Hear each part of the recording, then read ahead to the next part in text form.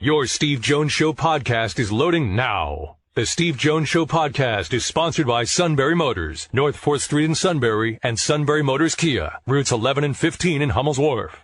With that, we bring in the outstanding Neal Coolong. Sir, welcome. We're fit to be tied. As always, it's great to be here. Thanks for having me in this lovely tied-up week we've got here in Pittsburgh. Neal, I mean, I know the NFL's topsy-turvy. I know there are no great teams. I got it. But I really thought they would just handle business, move on no matter what, because Detroit's just that bad. And to Detroit's credit, I thought made a series of losing plays and got away with it. What did you think watching this soap opera play out? Honestly, my thought was going back to the beat reporter days, doing the game story on Deadline. That's one of those nightmare games in which you write 17 different versions of the game before you finally get it done. And then when it's finished, it's like, this still doesn't even tell the story of everything we just saw. I mean, it was a cacophony of errors top to bottom on both sides. And it really was a point where, to be cliche, neither side seemed to want to be able to win the game. They had their opportunities and they gave it away. You don't see, I'm not going to research the illustrious history of ties in football, but I'll bet you're not going to find many in which the game ended in a tie after one team lost 2 fumbles and the other team recovered both of those fumbles. You won't see a team turn the ball over in overtime and tie. I mean, they lose. That's what happens in overtime. Right, exactly. For the sequence of events that we saw, probably starting midway through the fourth quarter to the end, it's largely unprecedented in my history. I mean, I haven't seen many games like that. But I will say, I took the Lions at 8.5 when that line first came out, and I thanked them for it. The Steelers are not 8.5 points better than anybody. And if we haven't figured that out by now, we probably should be looking more into our personal biases as to why we think they are better than anybody else. The stat that I used leading into it, I think I said this last week too, is the Lions were a team that had lost 6 games by 8 points or more, and had lost the other 2 games on 50-plus yard field goals at the end of regulation. Which of those 2 teams, by those descriptions, are the Steelers? The team that wins by 8.5 points or the team that wins on a last-second field goal? Yeah. Clearly, to me, it's obvious which one that is. And Detroit had the ability to run the football. If they can't do anything else, they could run. Now, I did not expect what we saw, as far as the second and third quarter, in which the Steelers just, decided to not bother covering their gaps at all and watch Detroit running basic stuff. They didn't do anything inventive in their run game at all. They ran it at them. That's right. And usually the Steelers' back 7 was nowhere to be found, and they ran wild. That kept them in the game. When they finally got that figured out, the Steelers stopped them on 8 straight drives. Right. That's really more what the Lions' problem is. They can't be consistent, but every team in the NFL can put 2 good drives together, 3 good drives together. In Detroit's case, they got 3 scoring drives and missed an extra point and wound up tying the game. The Steelers, their highlight was the 2 turnovers in the overtime period, and both of which were, to be fair, great defensive plays, in my opinion. I think that the Deontay Johnson fumble was far more detrimental than the Freiermuth fumble was. Looking it up in the game book right now, so they stopped him at the 38, which is where Freiermuth fumbled. Yeah. Let's say that he catches there and he's out of bounds with nothing else happening, with probably 3 seconds left on the clock. That's a 55-yard field goal for Boswell in bad conditions, which would have been a Heinz Field record. There's a reason why the Heinz Field record is 54 yards. I think it's 54 or 55 yards. That's the longest anyone's ever hit a field goal in that stadium. The stadium's been up for 20-some-odd years. Right. You don't hit field goals of that length at that stadium. Especially at this time of the year. Early in the year, you can. Early in the year, you can. The field's good early in the year. Exactly. It's sunny out. The ball travels further. It's warmer. You get to mid-October on a 50-yard field goal, they carry you off the field.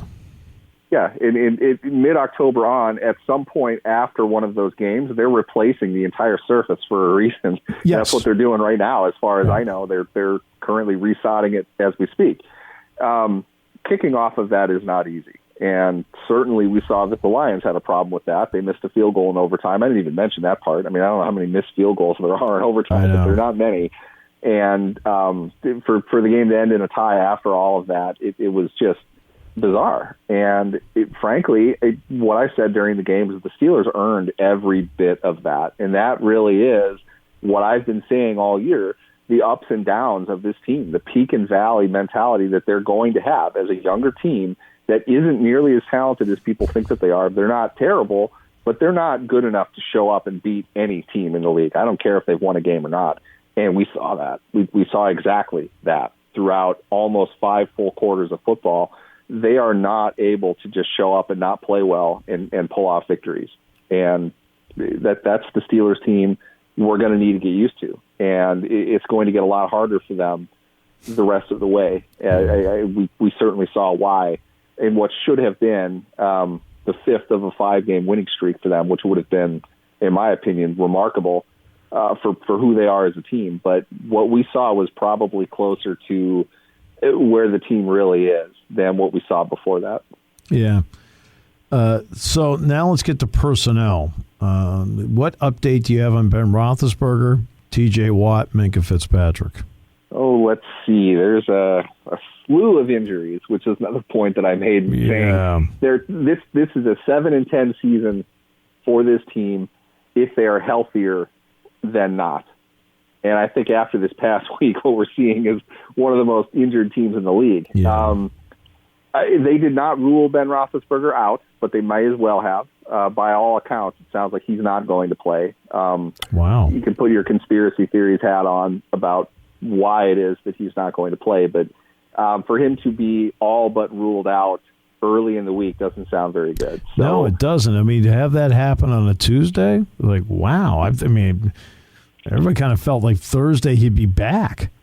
Yeah, that was kind of the thought. I don't want to say the expectation, but that was the thought. They're clearly preparing for him not to play, and they're the ones in the position to know that, and they're right. Acting accordingly. Exactly. Probably smart. I might argue that this might be kind of like, well, you know what? He's already missed one. Let's let him miss another one because we need him in a 17-game season this year. He fell apart at the end of last season. Mm-hmm. In their 17th game, mm-hmm. they got absolutely housed because he didn't play particularly well mm-hmm. until the second half.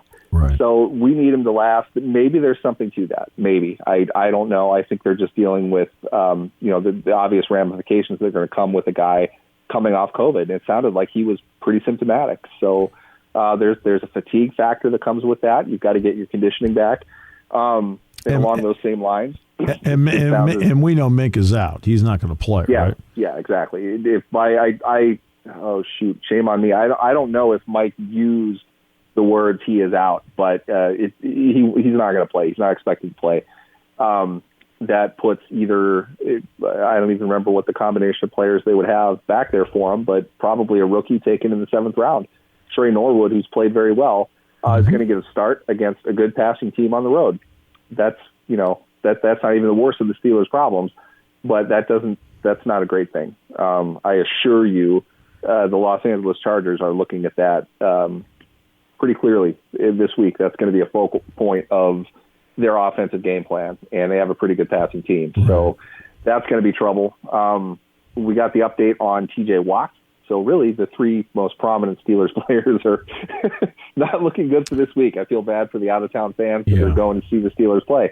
They're not getting a lot of them. They're getting what looks like a preseason squad out for this game. But MRIs were negative on T.J. Watt's knee and his hip, which I thought was interesting. The team announced during the game that he was questionable to return due to a hip injury, whereas I think everybody looked at what looked like a knee injury. Right. Turns out he had both. I don't know. I'm not an exercise trainer. I don't know the ins and outs of all of that, but the knee looks like something that might keep him out for a little bit. I wouldn't expect him to play this week. We didn't get much on Melvin Ingram, but he's going to be day-to-day. Kevin Dotson, on the other hand, was listed as week to week, which pretty much means he's not going to play this week. So you are looking at least one backup offensive lineman at a position they don't have any depth, looking to start again on the road. Perhaps two of them. You might lose both of your guards. I'm not sure exactly how they're going to deal with that. DJ Finney is probably going to get the start at one position, and I would imagine J.C. Hassenauer will play the other. But you've got a guy that's going to be playing outside of what they have normally played with the Steelers, if at all, this season, playing as far as their interior offensive line goes. So that's going to be problematic for them, to put it mildly. Not having T.J. Watt on the field is definitely worse than having him on the field. Right. I don't know if Taco Charlton helps that at all, but I doubt it. Oh. The reason he's in Pittsburgh is because he's not T.J. Watt. Famously, the biggest highlight of Charlton's career to this point is he's the guy that the Cowboys did not take ahead of the Steelers, who then took T.J. Watt. So to have Charlton on the roster and now in a position to replace T.J. Watt, I find interesting, to put it mildly. Rough situations for both sides of the ball for the Steelers heading into this game as far as injuries go. I don't know what they have to do other than, you've got to plow through it. That's just the way it goes in the NFL. Everybody gets tough injuries, and they're in for a very interesting combination of personnel heading into this game. Yeah, no question. All right. So I know the conditions dictated certain things, but what was your thought on Mason Rudolph? I did not think he played well. No, I didn't either. I mean, you just tell he seemed out of sync and rushed. It's the funny thing is you go out to a steak restaurant and somebody asks you how it was. Your first thought is commenting on the steak. Mm-hmm. It seems to me more Steelers fans in support of Mason Rudolph are talking about the baked potato or the ambiance or the music, not the main course. Right. The interception he threw was horrendous. Really, really bad after a very good first drive. I thought he looked sharp. They had a good plan.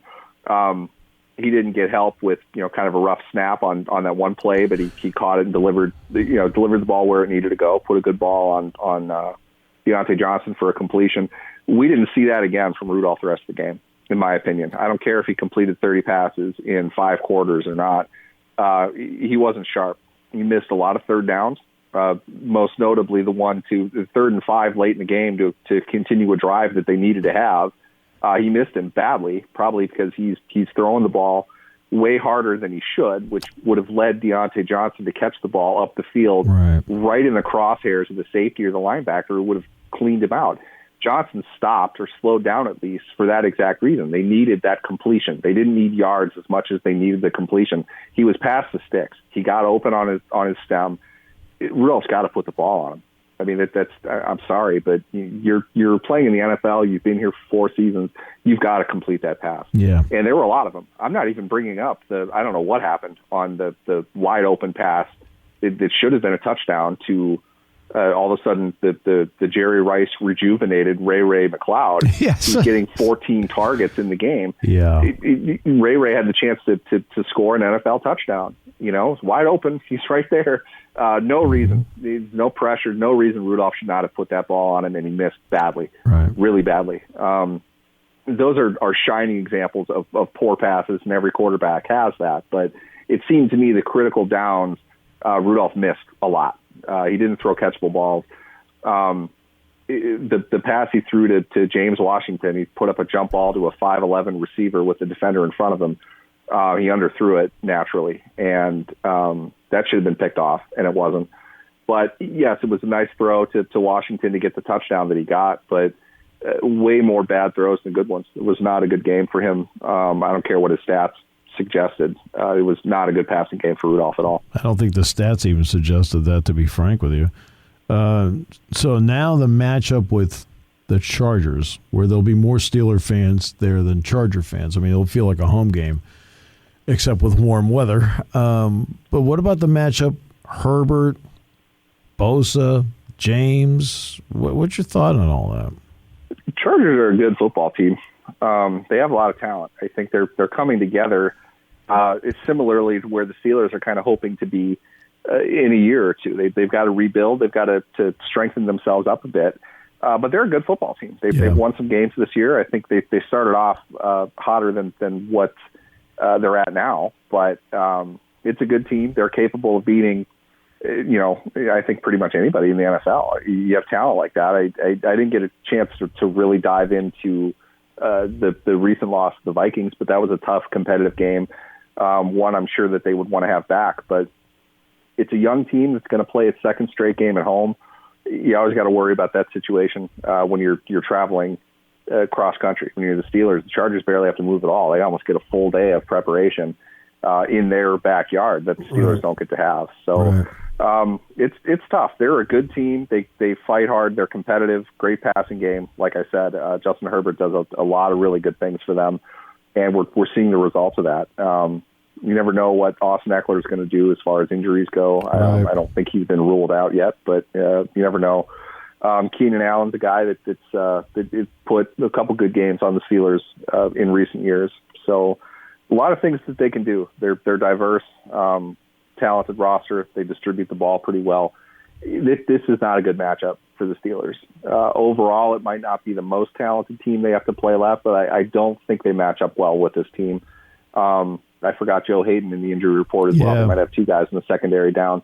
They're going to struggle. I don't like their chances in this game very much.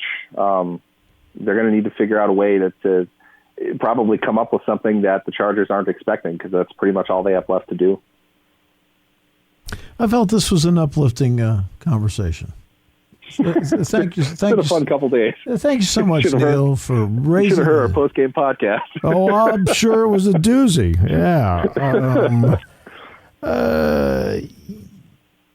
I feel better, And tonight our gang will talk about it even more. But they'll probably even have different words than you, and they won't be nice. All right.